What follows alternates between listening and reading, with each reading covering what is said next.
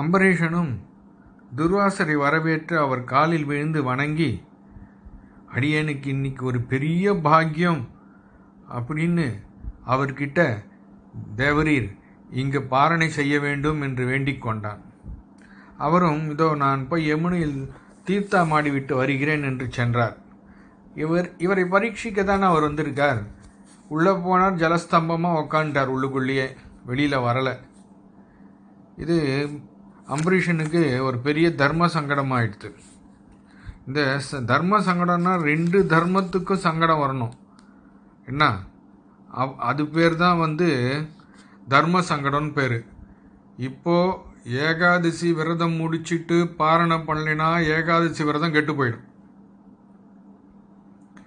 பாரணம் பண்ணால் அதித்தியை விட்டு பாரணம் பண்ண பாப்பம் ஒட்டிக்கும்.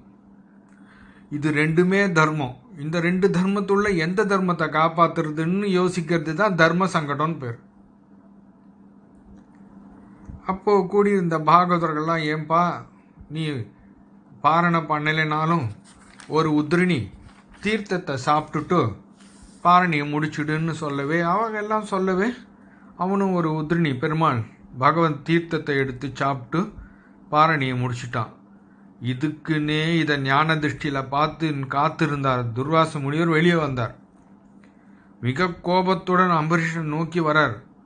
அவர் வேகமாக கோபத்தோட அந்த ஜடா முடியெல்லாம் பிரிஞ்சு அந்த காற்றுல டடக்குன்னு பாதரட்சக நட சத்தம் கேட்டு அப்படியே தூரக்கேந்து அந்த ருத்ரன் வரானோன்னு அம்பரீஷன் நினச்சானா.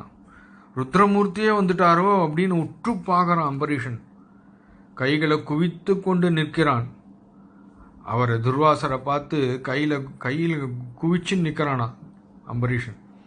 அங்கேருந்து துர்வாசா நேரம் வந்தார். உனக்கு சக்கரவர்த்தின்ற ஒரு மமத அகந்த இருக்கிறதுனால தான் நீ என்னை விட்டுட்டு இப்போ பாரணை பண்ண. நானா உன்னை சக்கரவர்த்தின்னு நான் உன்னை பார்த்து சாதம் போடுன்னு நானா கேட்டேன். நீயே தானே வலுவில் என்னை போகிறவனை கூட்டு பாரணை செய்ய பிரார்த்தித்த.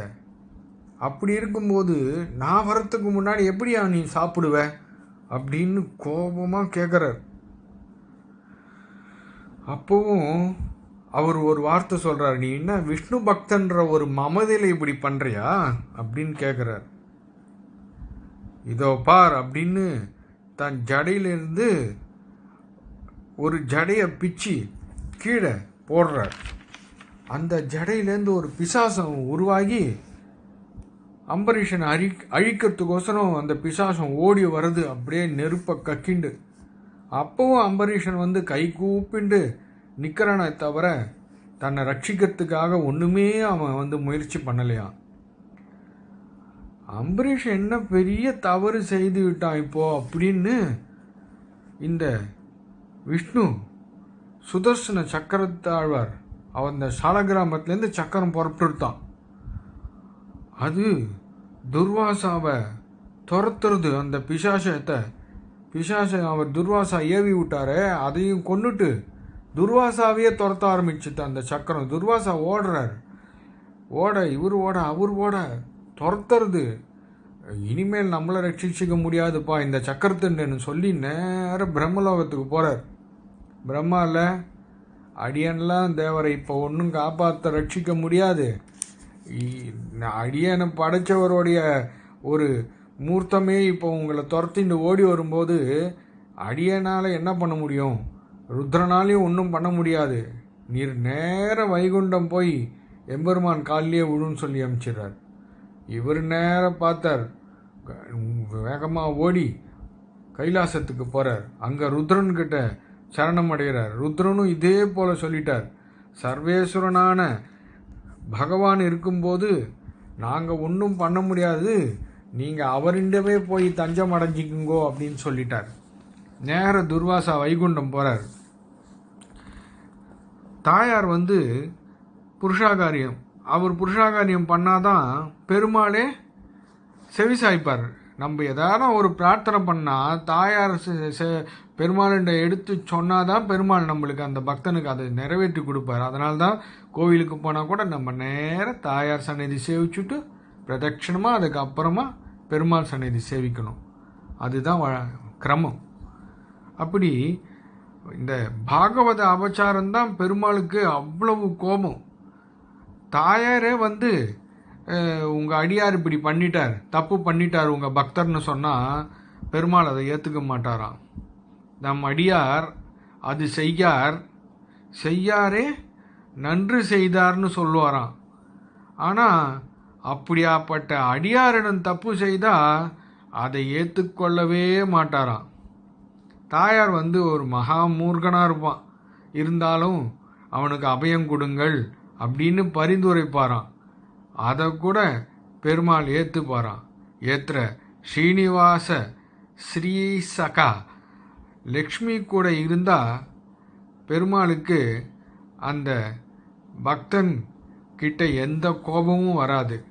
இதே பக்கத்தில் தாயார் இல்லைன்னா மகா கோபம் வந்துடும் அவருக்கு. எல்லாத்துக்கும் கோபப்படுவார். தாயார் எடுத்து சொன்னாதான் பெருமாள் நம்மளுக்கு செவிசாய்ப்பார்.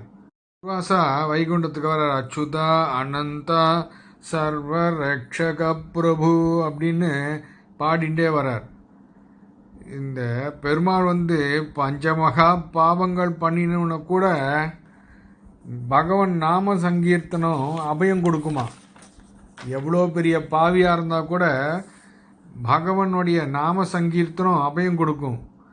ஆனால் ஒரு பாகவதங்கிட்ட அபச்சாரம் பட்டுட்டான்னு வச்சிங்க, எந்த நாம சங்கீர்த்தனம் பண்ணாலும் அது காப்பாற்றாது.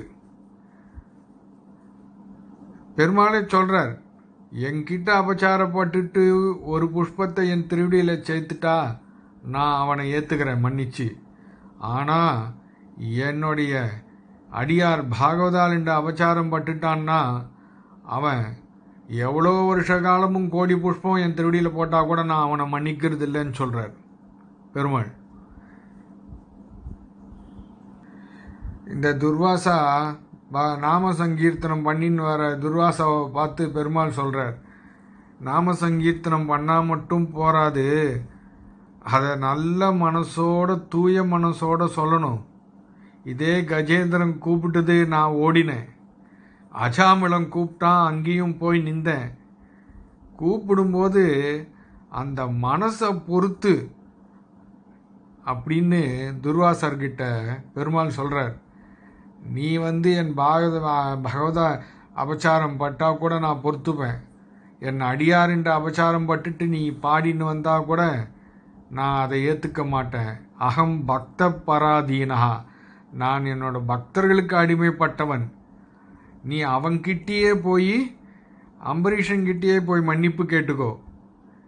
எல்லோரும் நல்லா இருக்கணும்னு நினைக்கிறவன் தான் உண்மையான பக்தன்.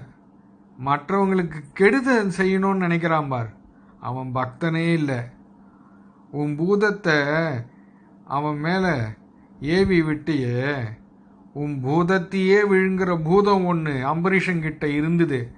ஆனால் அவன் அதை உன் மேலே ஏவலையே. அந்த பூதம் எது தெரியுமா? அது நான் தான், சாட்சாத் ஸ்ரீமன் நாராயணான நானே தான் அந்த பூதம். நான் வந்து பக்தர்களுக்கு அடிமை இருந்தும் அவன் வந்து அந்த பூதத்தை வந்து என்னை காப்பாத்துன்னு என்னை ஏவலையே, என்னை பிரார்த்திக்கலையே, கை கூப்பின்னு தானே நின்றான். அவன் தான் ஆத்ம பக்தன் அப்படின்றார். துர்வாசா ஓடி வந்து அம்பரீஷன்கிட்ட வந்து க்ஷமாப்தம் வாங்கிக்கிறதுக்கு ஓடி வரான். ஆனால் அம்பரீஷன் வந்து அதை அனுமதிக்கலை. அவர் தன் காலில் விழறத அம்பரீஷன் அனுமதிக்கலை. அதை தடுத்து சுதர்சனத்தை பார்த்து, நான் பூஜை பண்ணது உண்மையாக இருந்தால்னு சொல்லலை, என்னுடைய பித்ருக்கள் அனைவரும் முனிஸ்ரேஷ்டர்கள் என்ற உண்மையான அன்பு கொண்டவர்களாக இருந்தால், உனக்கு பூஜை பண்ணது உண்மையாக இருந்தால் நீ அடங்கிவிடு, துர்வாசா முனிவரை காப்பாற்று என்று சுதர்சனத்தை வேண்டுகிறான். அந்த சுதர்சனமும் அடங்கி துர்வாசாவும் அம்பரீஷனோட பக்தியை மிகவும் பாராட்டி அவனுடனே பாரணை செய்து கிளம்பினார்.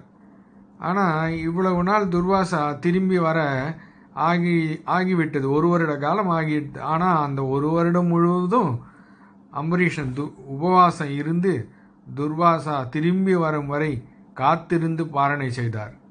இந்த சரித்திரத்தை துர்வாசா எல்லோரிடமும் சொல்லி அம்பரீஷனை எல்லா லோகத்திலும் பாராட்டி வந்தார். இதற்காகத்தான் முனிவர்கள் நமக்கு சில சமயம் பரீட்சை வைப்பார்கள். அது நம்மளை சோதிக்கிறதுக்காக தானே தவிர நம்மளை தண்டிக்கிறதுக்கு கிடையாது. நம்மளுடைய இந்த பெருமையை உலகத்துக்கு எடுத்து காட்டுறதுக்கு தான் மகான்கள் அந்த சோதனையெல்லாம் வைப்பா. அப்படி இருந்தும் அம்பரீஷன் அவரை ஒரு கடுகளவும் அவர் மீது எந்த விதமான கெட்ட அபிப்பிராயம் இல்லாமல் அவரிடம் நன்மை பாராட்டினான். இதுவே அம்பரீஷ சக்கரவர்த்தியின் மகாகுணம். ராதே கிருஷ்ணா.